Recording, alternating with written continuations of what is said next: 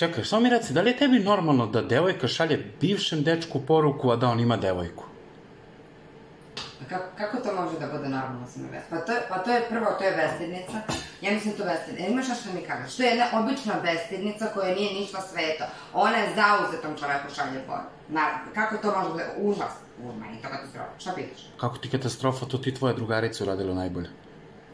Moja drugarica? A to je onda druga stvar, razumno. Zato što mi nikada ne znamo uzrok zašto bi ona sad poslala to. To ću vam drugu poslala poruku. Pa da. Ima nekih ljubavi koje su jednostavno takve da one moraju da opstanu i to je već druga stvar. Možemo da pričamo o tome kasnije. Čekaj, sad mi kaže on da su se njih dvoje videli, a njega devojka čeka kod kuće. Pa ne čeka ga kod kuće, da živa mi zajedno. Pa ne.